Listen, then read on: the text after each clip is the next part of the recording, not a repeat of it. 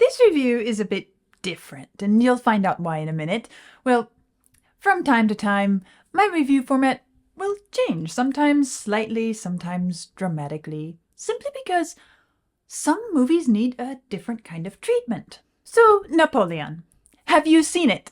By now, you know what to expect here. Usually I say that if you haven't seen it, you should pause this video and go watch the movie because I don't want to spoil a good movie for you. But this time, I'm going to say, if you want to. If you're the type who never wants your first impression influenced by other opinions, well then, now is the time to pause this video, watch the movie, and then come back. From my perspective, it's not a must, and, well, in saying that much, I've given you a hint about my opinion of this movie, haven't I? I was impressed by 4 elements or components of this movie. Joaquin Phoenix, Vanessa Kirby, the costumes, and the visual effects. Period. They are great. But what can a very good actor do without a good storyline? What good are the costumes without some compelling scenes? What can the visual effects achieve without a wise construct? Well, they can be admired for themselves, right? And that's exactly what I did. I admired them for what they were in themselves. Now, before I go any further, here's a question. What do you expect from a movie? Just a general question. What do you expect from a movie? Of course, there are different kinds of movies with different kinds of expectations, but let's say from a historical movie, because this is a historical movie, what do you expect from such a movie? For myself, I'm looking for a fairly high level of historical accuracy, for the costumes and shooting sets to resemble the times and places of the historical events, as well as for the facts of the story presented to be mostly correct. I also appreciate lines to be included which are known to have been truly spoken by the historical figures, but I am not looking for 100% historical accuracy. It's a movie, it's not a history textbook. So, beyond the accuracy element, I would really like to see effective storytelling to help carry us through, to help with building suspense, to surprise our expectations and make it memorable. A sort of fusion of tale and fact that's balanced enough so as not to distort the historical truth of the events and characters, but enough to add some salt and pepper. And if the writer is going to embellish things, he or she really must be both compelling and natural about it, so that I can be drawn into the story, the lives, times, and events, so that I can feel the experiences. To be kept on my toes when appropriate. To laugh, cry, or be amazed.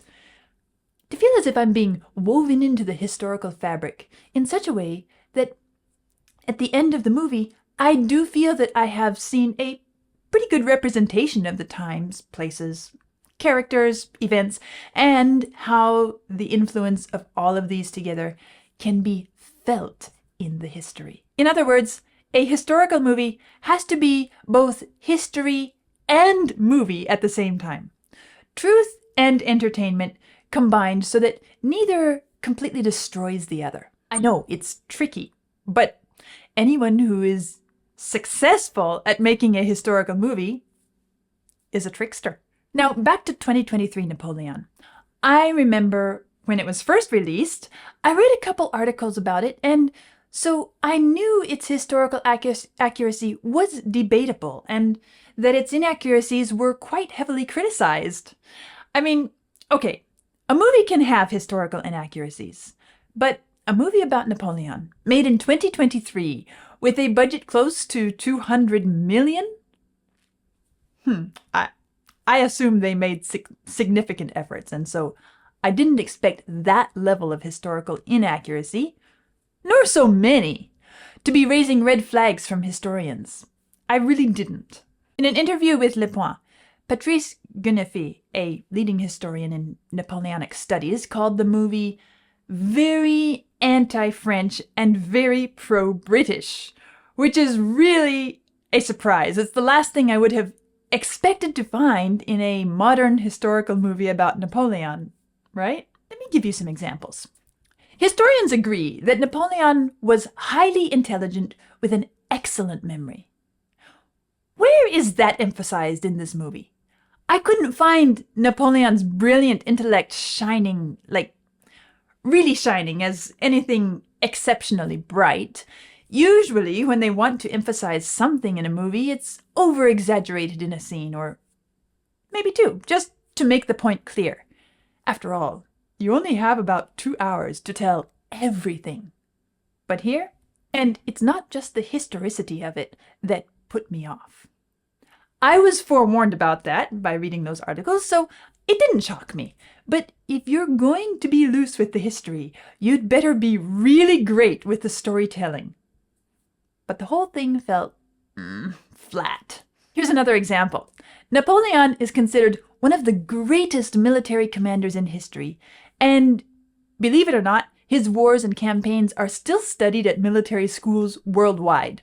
Now, the movie displayed his victories and the surprise he created, especially after the siege of Toulon, but it fails to clearly convey his unparalleled wisdom on the battlefield, except maybe for the Battle of Austerlitz, but even that, I feel that the entire scene wasn't built well enough to, really stand out.